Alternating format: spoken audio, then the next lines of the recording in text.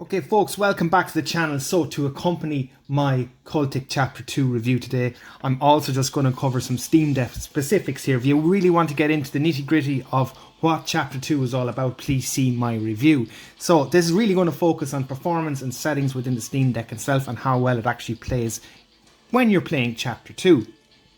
So for the purpose of this video as well, I leave the performance metrics on the top bar so folks can see. I have this unlocked at 60 Hz to show some of the peaks and troughs in performance. What I would recommend people do is go into options, and especially if you're playing on the Steam Deck, a couple of settings to change.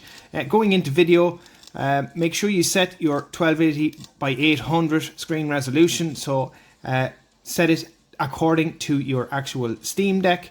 I've left screen mode to borderless and I've turned off VSync, and my FPS limit is locked at 60. I've left everything else as default and these are fine. Maybe from as gameplay and control specifics, what I would recommend you do is enable double tap dodge on your Steam Deck and maybe disable it more so when you're playing on PC. But I find that you can either have this by using the analog and going double tap left or double tap right to use that dodge mechanic, or you could in theory map it to one of the LB buttons, but I did find it useful here. The other thing as well to note is in the gamepad settings as well, I would recommend that you turn on aim assist because by default it's off. So let's move on. I'm going to just select a particular section in the game early on, maybe the second level or so, just to avoid some major spoilers, and we do some quick testing here. Okay, so this section I'm going to do here is particularly high octane, but I suppose it's the best way to showcase I suppose both performance and gameplay and how it feels to play on the gamepad. So again, this is probably fairly early on.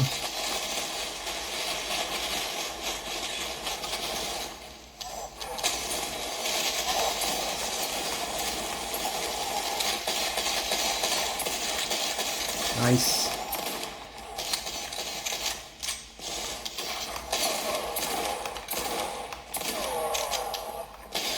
Switch around here to the side.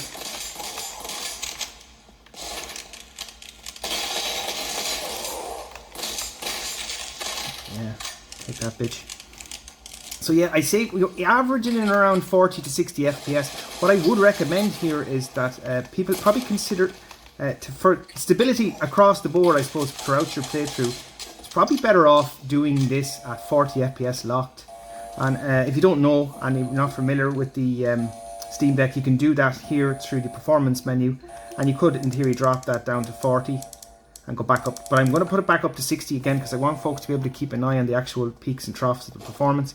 But overall this is incredibly stable and it is officially Steam Deck verified. Bear in mind as well that this is in theory a branch of Chapter 1 anyway, so they're both combined.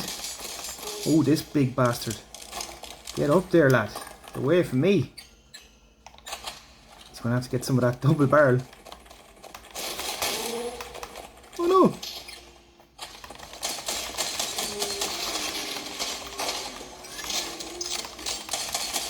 Oh, I've walled myself in, I gotta get out of here.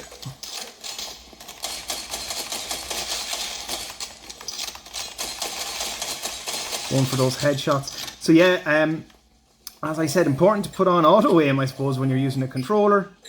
There's more dudes coming, oh my god. Which side are they coming again?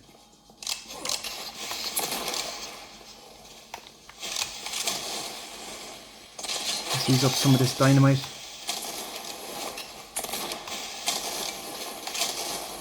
Oh, take that bitch.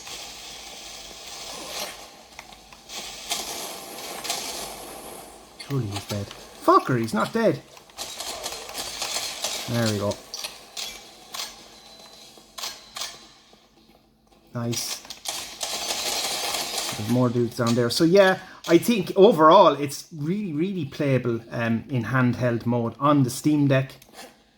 And what's impressive as well, as I said, stability wise, and I did mention in my full review that definitely the game seems to be a lot more optimized than it was a couple of years ago, which is both beneficial for anybody with lower end specs, or again, as I said, if you're using the Steam Deck specifically. And I'm dead. Oh, he smoked me.